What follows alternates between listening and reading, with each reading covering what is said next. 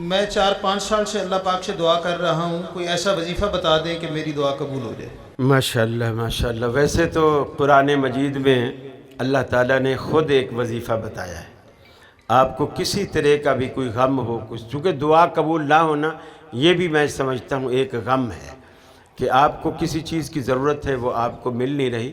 اور ویسے کبھی آپ دل میں یہ نہ لائیے گا کہ میری دعا قبول نہیں ہوئی۔ مومن کی کوئی بھی دعا 3 شکلوں میں سے کسی ایک شکل میں ضرور قبول ہوتی ہے، وہ رائے گاہ نہیں جاتی۔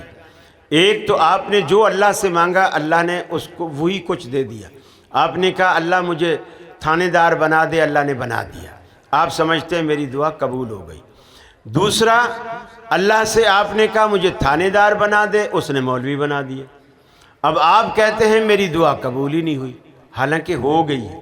اللہ نے اپنی حکمت کے مطابق یہ سمجھا کہ یہ بندہ اگر تھانے دار بنے گا، رشوت لے گا، نتیجے میں دوزخ میں جائے گا، میں اسے مولوی بنا دیتا ہوں۔ اللہ خود بھی کرے گا، بچوں کو پڑھائے گا، نماز پڑھائے گا، خطبے دے گا، دین کے ساتھ مسجد کے ساتھ جڑا رہے گا، نتیجے میں یہ جنت میں جائے گا۔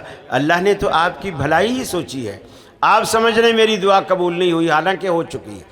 تیسری چیز یہ ہے کہ اللہ نہ وہ چیز دیتا ہے جو آپ نے مانگی، نہ اس کے بدلے دنیا میں کوئی اور چیز دیتا ہے، بلکہ آپ کی دعا کو آخرت کے لیے محفوظ کر لیتا ہے۔ جب آپ اللہ کے پاس جائیں گے اور آپ کا نامہ اعمال تلے گا اور آپ کی نیکیاں کم پڑ رہی ہوں گی اور آپ کو بھی نظر آ رہا ہوگا کہ میرے گناہ بڑھ رہے ہیں، نیکیاں کم ہو رہے ہیں، اب تو شاید دوزخ میں جانے سے کوئی روک نہیں سکتا۔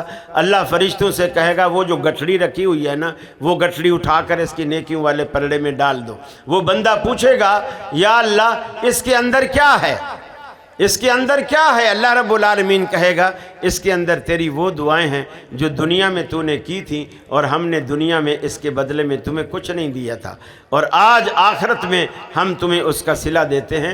رسول اللہ صلی اللہ علیہ وسلم فرماتے ہیں وہ بندہ کہے گا کاش دنیا میں میری کوئی بھی دعا قبول نہ ہوئی ہوتی، دنیا میں میری کوئی بھی دعا قبول نہ ہوئی ہوتی، اس وقت اس کو فائدہ دیکھ کر۔ باقی لا الہ الا انت سبحانک انی کنت من الظالمین، آپ اس کو کثرت سے پڑھیں، کاؤنٹنگ نہ کریں، گنتی نہ کریں۔ یہ اتنا جاندار اور شاندار وظیفہ ہے جس کی تعریف خود اللہ نے کی ہے۔